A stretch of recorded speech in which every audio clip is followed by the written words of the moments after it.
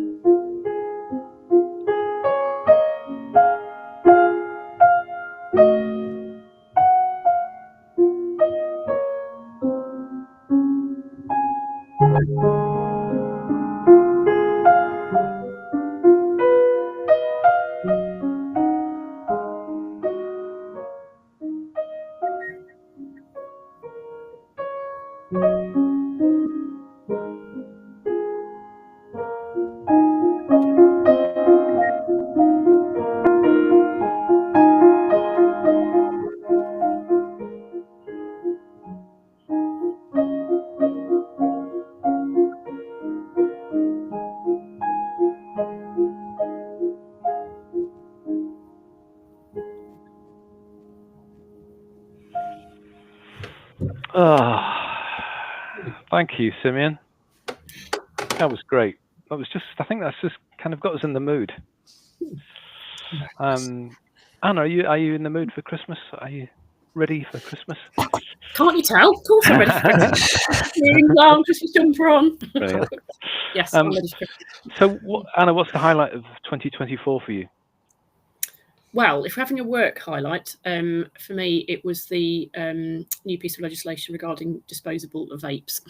That has long been an annoyance of mine. I go running a lot, and when I go running, one of the things that particularly irritates me, apart from mattresses in the ditches, is the number of vapes. You might have seen, I did a LinkedIn rant about this a while ago when I worked out how many kilometres I'd run in a week and how many vapes I photographed, and it worked out something's 1 vape per kilometre or something, and I live in a fairly rural area.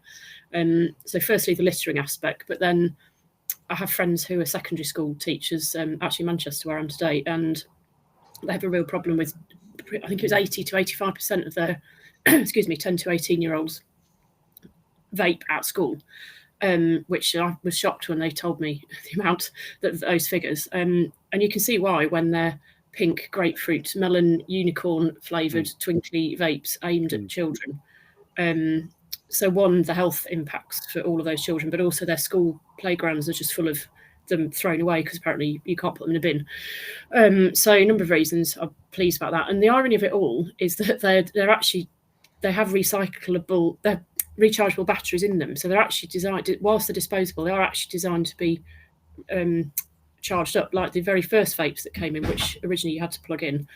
And then some genius, I think, in China invented disposable ones and flooded the market, but with rechargeable batteries. And when I was president of CRWM a couple of years ago, one of the trips I went on was to Kusasoki in Kent, and one of their treatment procedures is dismantling vapes and recycling them. And we had a go at doing it, and it was absolutely disgusting. The stuff that comes out of them, the smell, that gooky liquid, and having to deal with it all. To then find a rechargeable battery inside, and the whole procedure having to do with all of that, I think was shocking. So that's a very long-winded way of saying, for a number of reasons, for me, when that came through and having contributed to consultation on it, I thought, good, finally, the government is doing something really positive for the waste industry. Thanks, Anna. Great highlight. Ben, your highlight of 2024.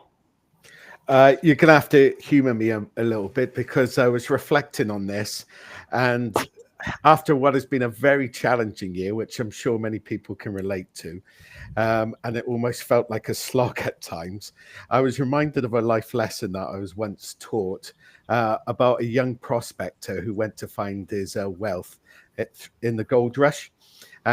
Long story short, he became quickly dejected because he couldn't find gold chunks of the nugget chunks of gold he was looking after and for. An elderly prospector said, "There's gold there," and he panned and he showed the flecks of gold that this young prospector could find. But he said, "I'm not after the flecks, I'm after the big chunks of gold." And the lesson is that this elderly prospector had found his wealth by just picking up the flecks of gold through the year. And I take this life lesson on what I've reflected on this year, is that there hasn't been one or two real highlights for me personally. There's been a lot of good things that have happened, which have been flecks in my life, things that have continued to motivate me in my work and in my career.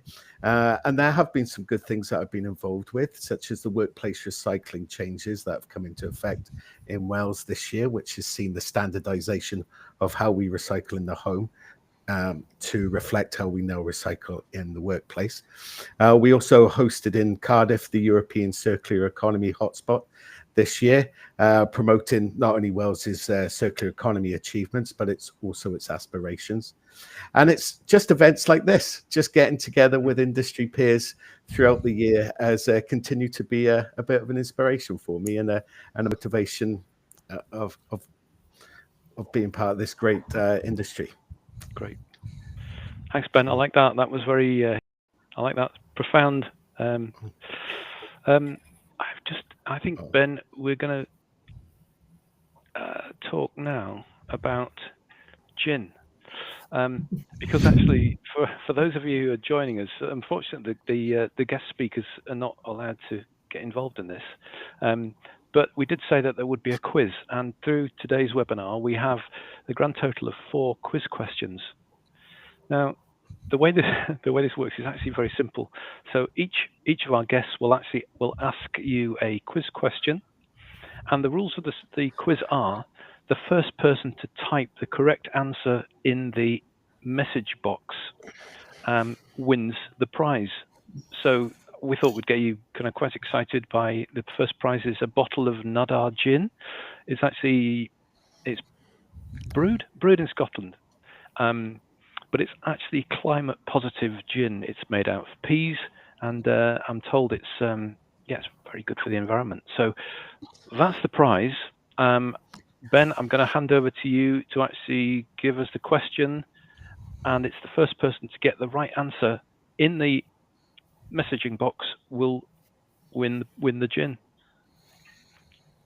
All right then. Well, in Wells, we're always keen to promote ourselves and show off anything that we're doing. And recently, Wells became second in the world for recycling municipal collected material. Now, what was the recycling rate achieved? Was it A, 62.6, B, 64.6, or C, 66.6? We've got some answers. Which is the correct one? Well, the announcement came actually on Halloween, which was fitting because it was all the sixes, 66.6%. So it's C. The answer is C. And the winner, would you believe, is Thomas Kelly. What did I say? What did I say? Well done, Thomas. That will be in the post to you. Right. Where were we? It's time for some more music, Simeon. Can we hand back to you? Would you mind introducing your next piece? Sure. Is everyone enjoying this? Yeah. Yeah. Yeah. Very much. Yeah. So I'm going to play one of my pieces. This is in the style of it's called a nocturne. So it's a piece which is influenced by that kind of sense of nighttime reflection, I guess.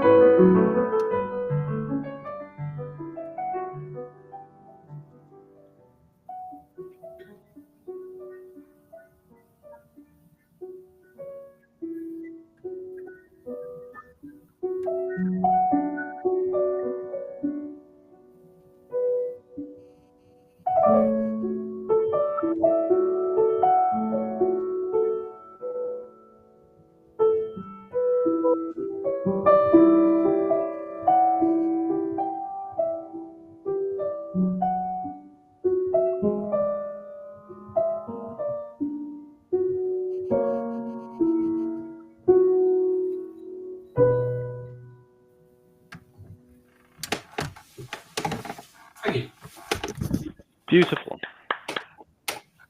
Thank you, Simeon. So, Brilliant.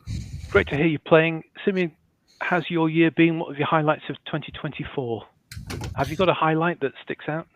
Yeah, well, apart from having a baby, which is clearly, obviously, the biggest highlight. In Leeds, we have something called, I run an event in Leeds called Brudenell Piano Sessions, which is an event which tries to bring people around the piano to a variety of genres together for some live performances. But we also have something called the Leeds International Piano Competition, which is a very famous, very prestigious event for the classical world. That happens every 3 years, and they have an outreach program which happens as well as the kind of top level pianist competition thing. They actually have an outreach program as well, and they invited a group of people from Edinburgh who are called Pianodrome to come and be part of it this year. Pianodrome are an amazing group of people. They have a massive warehouse in Leith in Edinburgh. And in there, they have so many pianos. I mean, hundreds and hundreds of pianos, old pianos. And most of the time, these are so bad that they describe them as past their play-by date. And so what they do with them is they turn them, well, first of all, they turn them into sculptures, and these were placed all around Leeds. And so there was like a piano trail that you could go around the city and try and find all of these different pianos in different parts of the city. But then they also have this incredible thing that we put in the middle of Leeds City Museum in this circular space, which is called the Pianodrome, which is essentially about a 90-seater circular amphitheatre, which is made entirely of upcycled pianos. So if you're interested, I think it's pianodrome.org is their website. It's a really fascinating thing. And so you literally sit on these blocks of wood, and it's about 5 tiers high.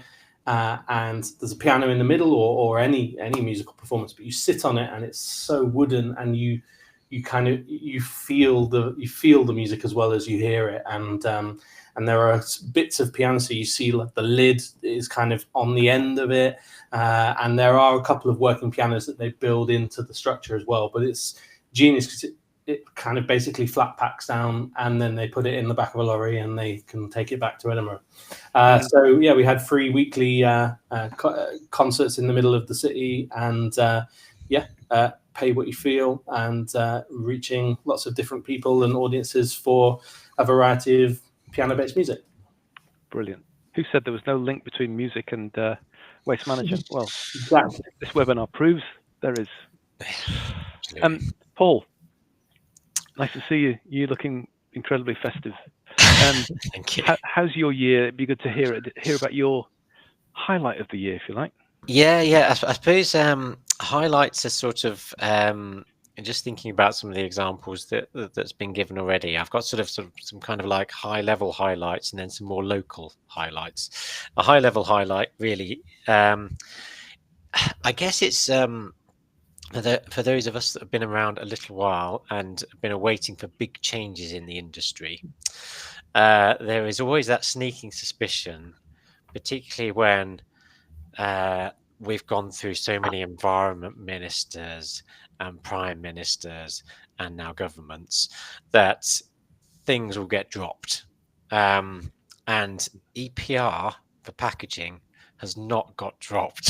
So I'm very happy about that, because in principle I think it's what should always have happened.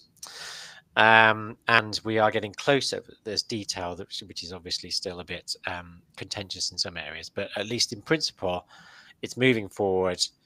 The burden of the cost is going towards the producer rather than the local taxpayer. So it's making that link direct, which I think is going to have a fundamental impact going forward. So the fact that hasn't gone away, given all the change we've had, I'm really pleased about. That's great. That's a real highlight. Back to the sort of polluter pays principle from many years ago. Exactly that. And on a local level, just very briefly, I'm secretary to like a local community environmental group, and we're just about to set up a repair cafe in town. So that's very good. exciting as well. So Yeah. that's my local highlights. Brilliant, thank you. I like that. My highlight was that in earlier in the spring, I went to a therapy day for waste managers, which is quite special actually. Held in Cardiff, also known as the CIWM Resources Conference. And I say I've made quite a thing of this, and I've told quite a few people, and they kind of look at me strangely. But just picking up on your point, Paul, for people who've been around, a few years in the waste management industry, I don't know what my conference hours are that I've sat in conferences and heard talks and made them, but actually, all I can suggest is that if you're in need of some therapy as a waste manager, then you book in for next year's CIWM Resources Conference in Wales, because it was actually, the speakers and the presentations were about things that they're doing now with waste material, with how are they, one of the speakers was talking about how they're transforming waste nappies into road surfacing, and you think, okay, that's absolutely brilliant. And the speakers through the day, there's very little of this is what we'd like to do, this is our ambition. It was all, this is what we're doing. And it's kind of the thing that as waste managers, I've been thinking about for 20-30 years or something, waiting to see this thing happening. So this was Ben and his team, so congratulations, Ben. I know we kind of followed that up with a webinar, and we had a digest of that day through a CIWM webinar, and all the centres were invited to join. But I found that really helpful. That's my highlight of the year. Recommend it as therapy for anyone else who wants to go next year. What's the date? Have you got the date for next year yet, Ben? Well, we do. Thanks for the plug. It's the 26th of March, and I'm so glad that you said it was therapeutic, because for those organising, it was a little more stressful. Maybe why it didn't hit my highlight of the year. But thank you for your kind words, and I'm glad. I like it. I like it. Beneficial. Can I just jump in there as well, just to make a link between the last two things? Around the, I was speaking to someone who's responsible for supporting the repair cafes in Wales, and there's 150 repair cafes in Wales, a population of just over 3 million. We're doing some work in another area, I won't say where it is, another area of the country where there's 2 million population, and there's 15, I think, repair cafes. And so that illustrates statistically the difference to me, looking very much at the top of the hierarchy, the things that are being looked at and the things that are being implemented. I think it's brilliant. Yeah, absolutely brilliant. One of the other part, if I can just have a second go at this, since I'm chairing it, and I'm going to do it anyway, is that on the webinar, I think it was the day after the announcement that Wales had been judged to be second in the Recycling League. Andy Rees announced it on the webinar, which was pretty exciting. So yeah, that was a great event. But yeah, congratulations. I think everyone wants to echo the sentiment, about the Wales takeover. I think we're going to talk about some issues that relate to that later. Anna, it's time for your quiz question. Oh yes. Let me find your slides though. Well, let me introduce this. If those of you who either know York or Harrogate well, if you've been to Harrogate, then no doubt you've been to Betty's Tea Room in Harrogate. If you've been to York, perhaps you've been to Betty's Tea Room in York at the end of Stonegate. Very impressive, very nice place to sit and have a tea and coffee and eat cake. So anyway, the prize for the second quiz question today is a Christmas pudding made by Betty's. Sounds pretty exquisite, doesn't it? But how do people win that, Anna? So just like the TV, this. Yeah, they win it by answering the next question correctly, which I have no control over it appearing. So I'll let you do that. I will flick that on for you. There you are. No, I realised I'd said one for the ladies. Probably that's not very inclusive, and I should have said one for people who identify as ladies maybe these days. So apologies if that's been a bit sexist against men. But my question is, how many kilograms of bras did Bravissimo recycle last year? And the answers are either one of these, 2,000, 3,500, or 5,000 kilos. And what is the answer, Anna? How many kilograms of bras did Bravissimo recycle last year? Not something I thought I was going to say at the beginning of today. No, I thought, well, you did ask for an interesting quiz question. That's what I, having walked past the shop yesterday in Manchester and seeing their advert for recycling. And just out of interest, there's two types of recycling. In case I'm interested in bras on a Thursday afternoon, if they're still wearable, they are sent to the Far East and Africa. If they're not still wearable, they're taken apart and the metal is melted down, or if it's usable, it's used as metal again, and the fabrics are recycled. And there's some other interesting figures that the factories that they use in Thailand have zero waste in all of their production. Some of the places in England are getting there, and they've reduced the waste, but not to zero. So there's a little bit beside that. So the answer is 5,000 kilograms. 5,000 kilograms. Yes. Well, that looks to me like Doug Miller. You've got yourself He's got his bras figures spot on, Doug. Well done. Yeah, bra figures are perfect, and you've got the Betty's Christmas pudding on its way to you. One of the interesting things I've done in the past was actually a waste management project in Sierra Leone, and sitting on the dock there watching ton bales of bras being unloaded was quite something. Recycled bras, there's quite a lot of bras in a ton bale. So it's got 5 tons. Three. It was 5 tons, wasn't it? The answer. Kilo. I don't know about ton. 5,000 kilos. So 5 tons. Yeah. Maybe Bravissimo could do slightly better next year. But yeah, we did think about that. But I think that they're working on getting people to know about it, because I have to say I only saw it as I walked past yesterday, and I think more people start to be aware of it. Perhaps, and you have to live near one to be able to take them back. Yeah, but also true. I wonder whether other bra manufacturers might start to look at the same model. And that's another. So brilliant. Hopefully it's positive. Thanks, Anna. Welcome. Okay. This question was going to be one of those sort of slightly. I was trying to be slightly controversial and give give Ben an opportunity. Doug's had an opportunity to win his prize, but I wanted to give Ben an opportunity to say something about what's happening in Wales, and really annoy everyone a bit about how successful they've been on 3 weekly and 4 weekly.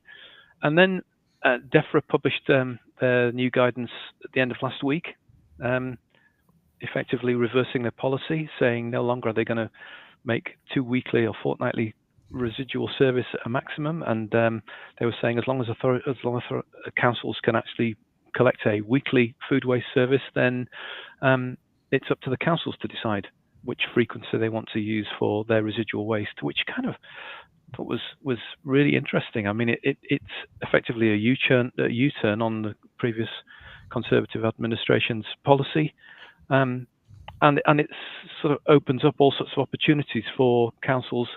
Certainly councils that we work with, lots of people are still interested and have been talking about moving to 3 weekly, maybe not 4 weekly so much, but it opens up that possibility. Any thoughts on that? Your first impressions?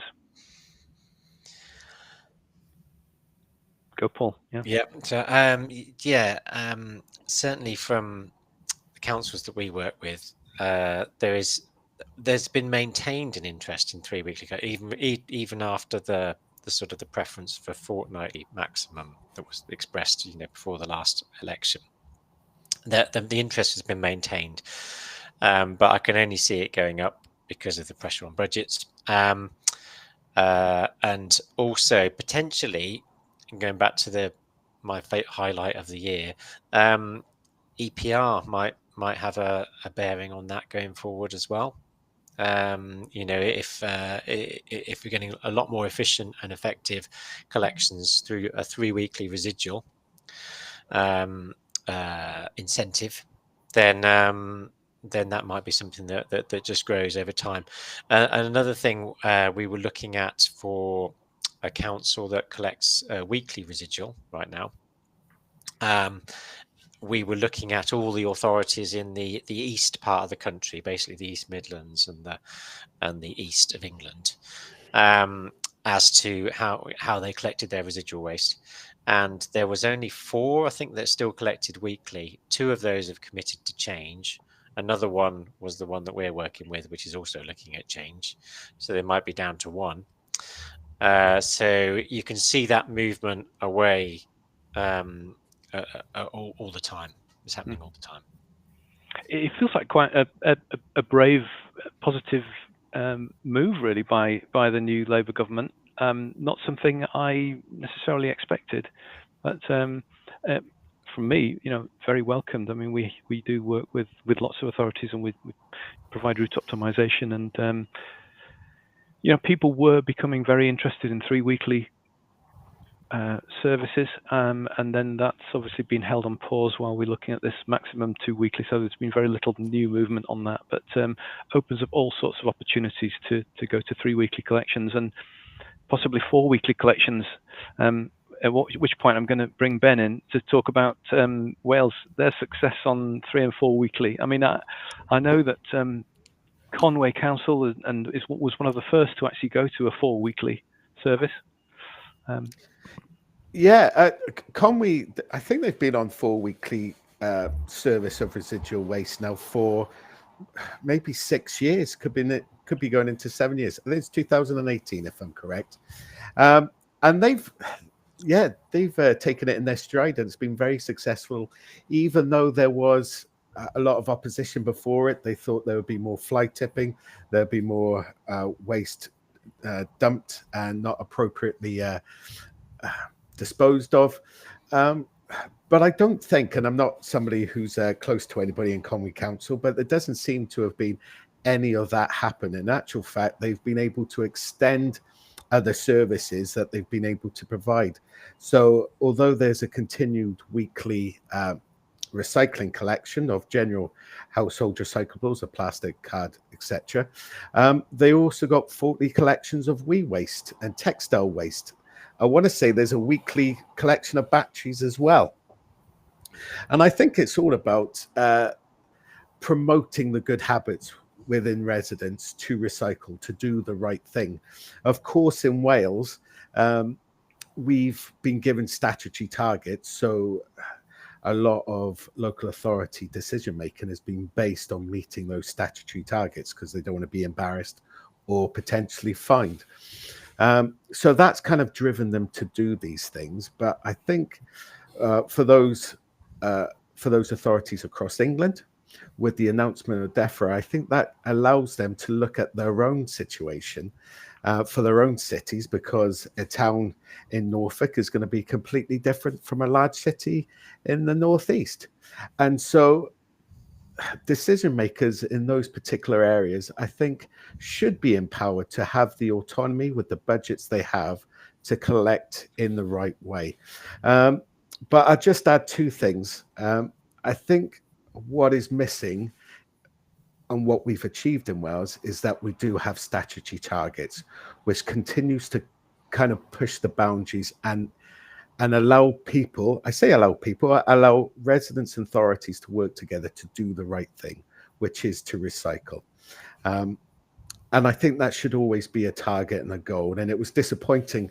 And I want to call out, I think it was Essex that was in the news this week, because after their consultation, they wanted more residual collections, which was going to cost the authority more, and of course have a rise in residual rates. Now, I think this is just, it's like asking one of my kids what do they want for tea, and they're always going to ask for junk food.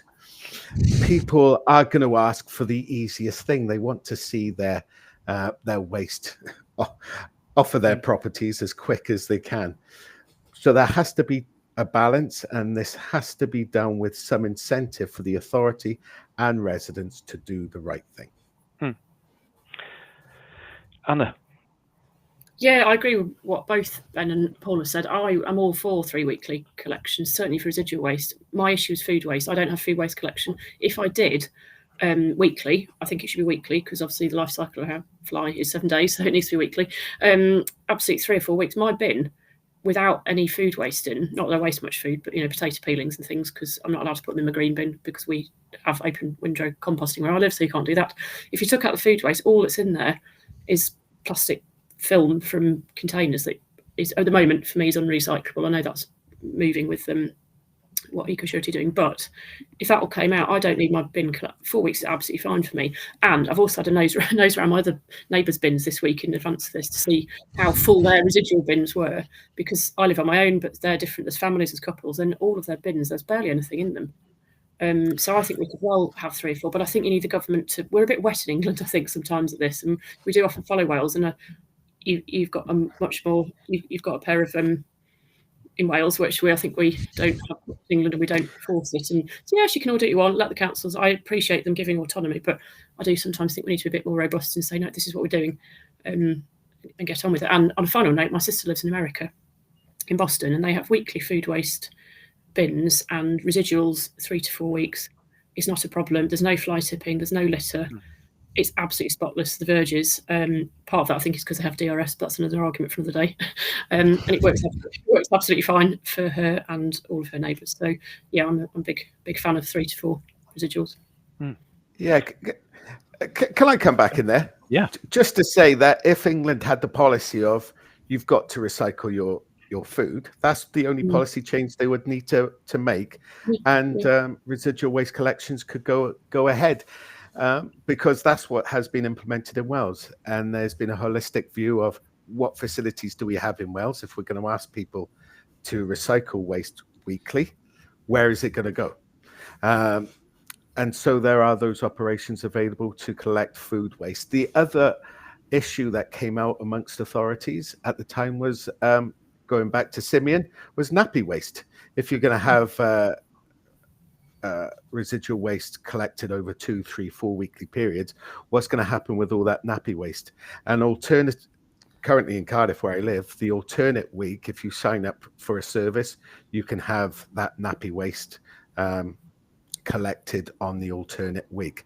So without any food going rotten in your residual bin, without any nappy or incontinence waste going just sitting there for a couple of weeks, what else should be left in your residual bin if we're recycling everything else from the household? Very, very little. And the reason why you would then say, well, you don't need it every week or every other week. Absolutely. And with the budgets as they are for local authorities, it makes perfect sense, doesn't it, to actually stretch out the frequency if there's capacity. Excuse me.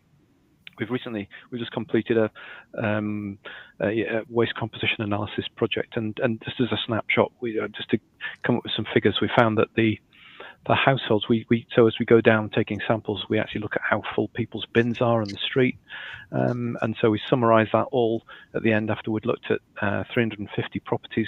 We found that the average bin capacity, the average amount of fill in an individual bin was 49% for those houses on fortnightly collections, which is kind of almost perfect, isn't it? It says, well, sure, you can therefore go for longer without, a service. Paul.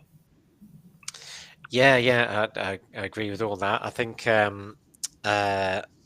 the issue, but there's 2 issues. One which was raised in the chat, which you've mentioned, Ben, around AHP collections.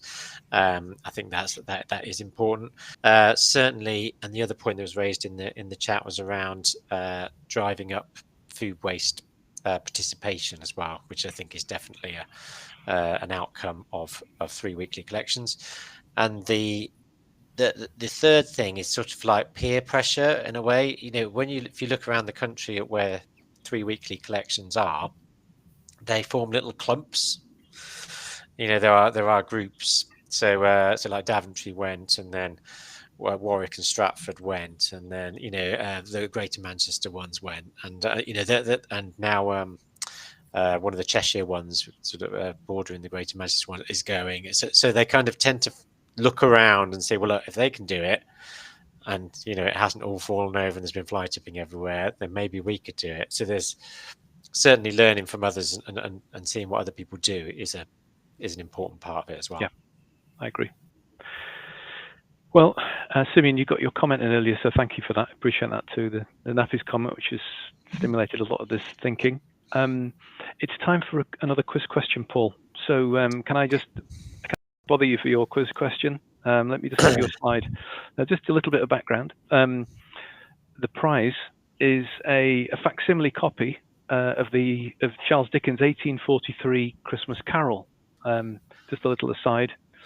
I think Charles Dickens was aiming to make £1,000 on his first run, but actually spent so much money on the painting individual pages, the gold embossing, and the quality of the product. I think he only made something like £230 in the first run, but it was all sold out by Christmas Eve in the first year. So anyway, that was a little bit of unnecessary background to this prize. Anyway, Paul, I'm going to bring up your quiz question, and those of you who are smart enough realize that you can actually already start answering the question before Paul finishes speaking. So we'll anyway, Paul, here you are. Okay.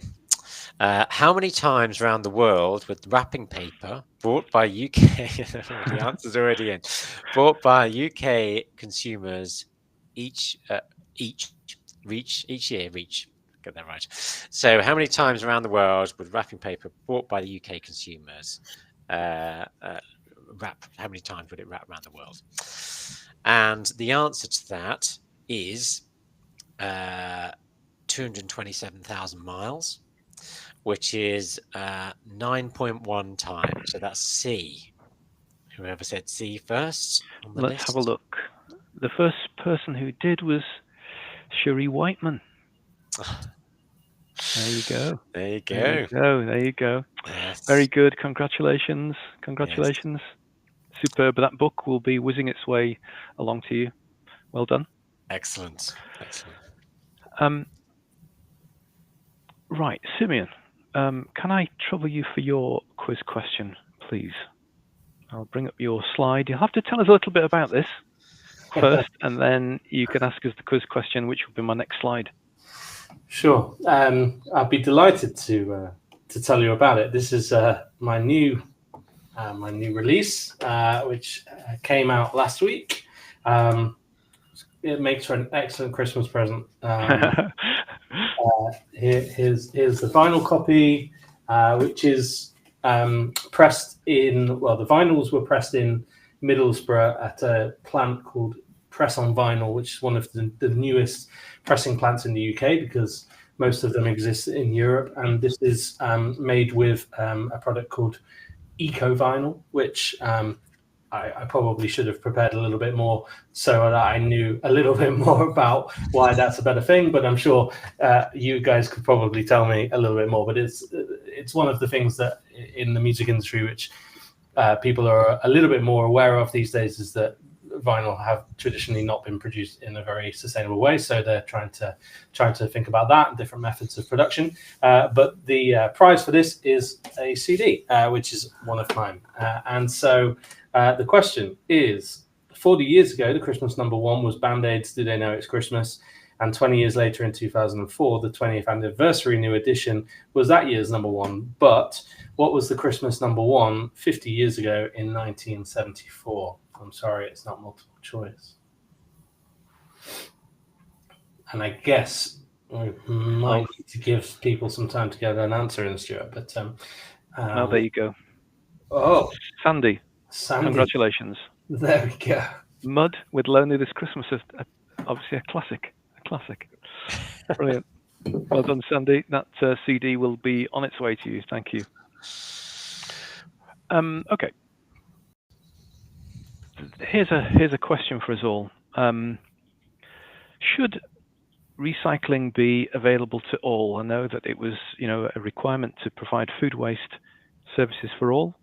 But we regularly hear of local authorities who've decided that because performance has been so poor in some areas, and notably student areas, they withdraw recycling services from areas like that and actually just provide a residual service.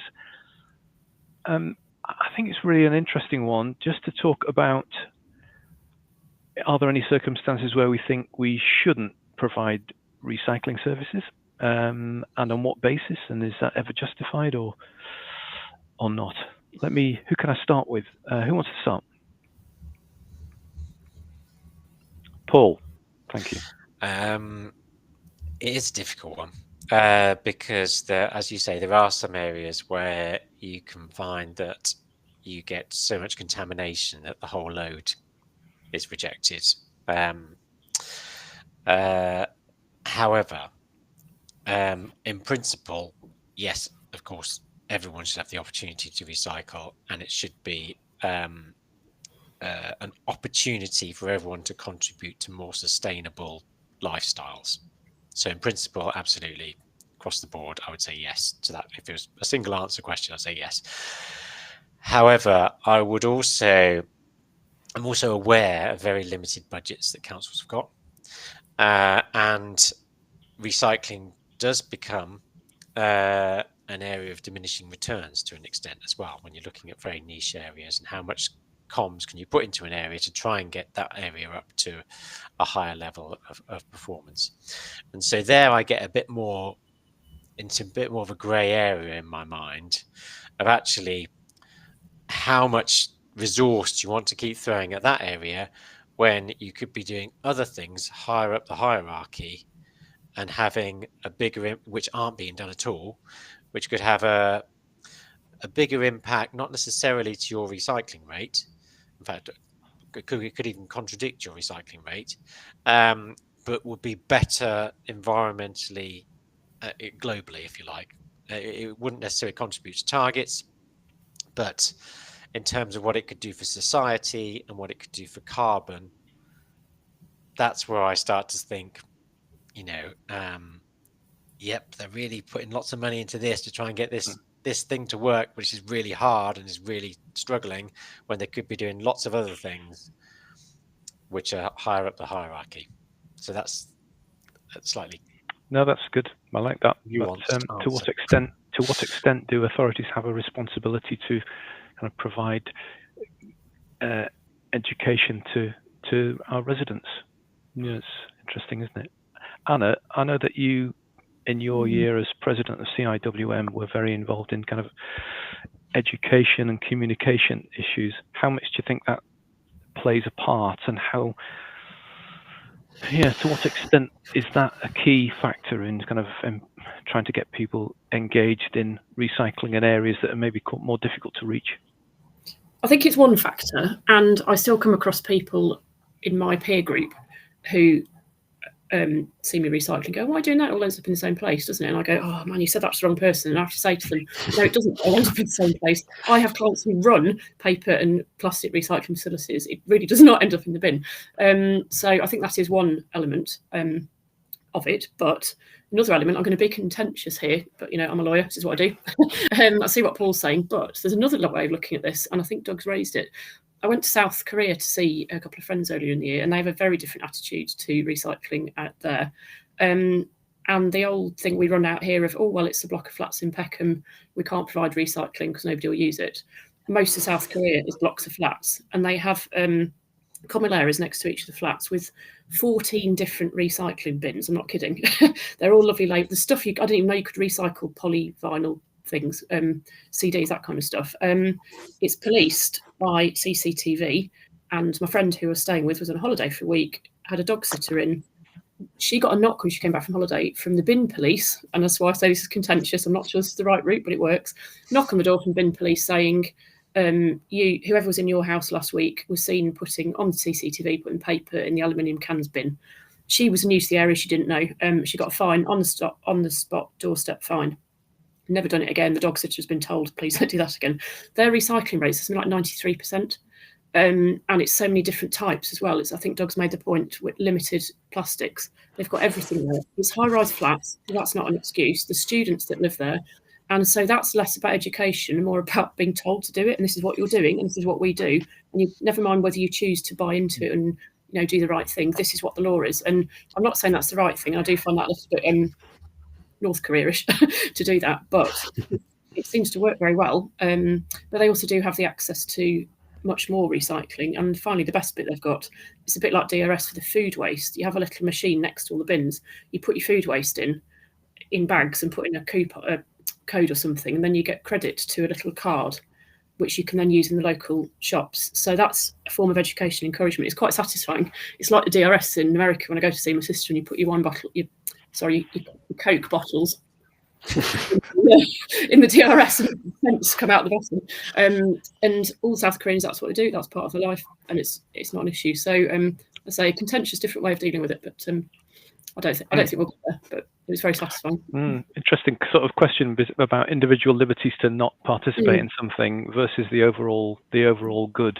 I just wanted to quote Lisa Jones from Blaenau Gwent Council, who I spoke to on a webinar maybe a year ago. Blaenau Gwent, so I'm still in your thunder here, Ben, but Blaenau Gwent is actually not the most prosperous area of the UK, and actually they're achieving incredible results, and they operate a 3-weekly collection. But they do have quite, engaged environmental education officers who go around, and the sorters will actually, pick out contamination, they'll report it, and it will actually get followed up. And the outcome of that is, and I find this quite incredible, is that Blaenau Gwent have an open sale of their recyclate. So that, they lay it all out and say, look how good this is. How much do you want to pay for this recyclate? To purchasers, which is a very different sort of position where most authorities will be wanting to hide their recyclate, but they're saying, look, this is so good. And when they get they receive the high price for the recyclate, then that message goes back down to the environmental officers saying, well done, thanks very much, and to the public saying, well done, this is what the council's achieved. So I'm very, I don't think it's a socioeconomic thing. It's it does well. Some of the authorities in Wales prove that not the case. Ben, what's your view from Wales?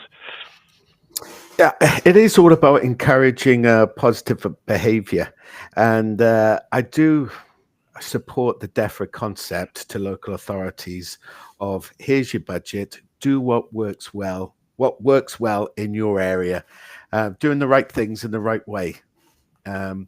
And you take the example of Blaenau Gwent, for example, and they have huge challenges. This is anybody who visited the valleys of Wales, but they're old coal mining communities, very narrow streets, very narrow terraced houses, and don't have really the garden space or the home space to accommodate multi-recycling collections, but they do it, and they do it very well. But realize that other local authorities may not have that incentive to encourage recycling. Like going back to my earlier point, Blaenau Gwent are putting all these communication offices front and center of residents to teach them about the right ways of recycling, and it's proved dividends. And just to put a slight on that, I made mention about the workplace recycling changes that happened earlier in the year. The take-up hasn't been as positive because we haven't been able to interact with businesses the same way as local authority offices have interacted with one-on-one with residents. And so the take-up in Wales has been completely different on the workplace side to the home side, even though people are being asked to do the exact same thing. So we're not doing everything right, but it just shows that having direct communication with residents takes away those negative perceptions that Anna just mentioned. People think, oh, it doesn't get recycling, I don't care what I do with my disposable cup. To start showing and actively demonstrating the positives of why you're recycling and how you, that individual, can receive the benefits. You mentioned about showing what income comes from the recycling. They can see it, it's tangible and it's real. Great. Thanks, Ben. Beautifully summed up that discussion. Thank you. Simeon, I wondered if you could play us the final piece, and then we're going to say cheerio. Super, yes. This is a brand new arrangement that I've done, which is not released yet. It's coming out 2 weeks today, actually. It's called, I've got to get my Latin pronunciation right, Cem Pastores Laudavere. It's one of the oldest European melodies associated with Christmas, with my little spin on it.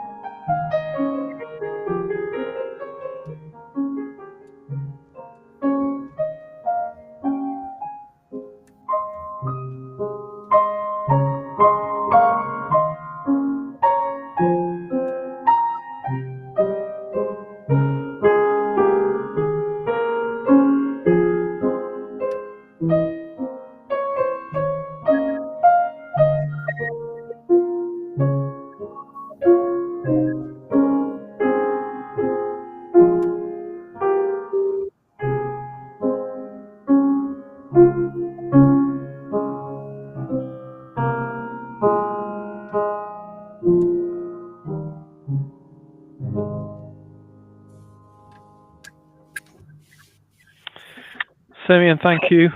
That was lovely. Thank you. Yeah, we've come to an end. Another year, another Christmas webinar is over. So all that's left to say is thanks very much to all my speakers and the guests. Thank you. Thank you, Simeon. Thank you, Anna. Thank you, Paul. Thank you, Ben. Thanks for the chat. Been a really enjoyable hour, and I hope that those of you listening in have enjoyed it. Same again next year, hopefully. So it's goodbye from us, and wish you I know it's probably, hopefully, it will be a very Merry Christmas and a Happy New Year in 2025. Thanks very much, everyone. Bye-bye. Thank you. Thank Thanks. you. Bye. Bye-bye. Bye.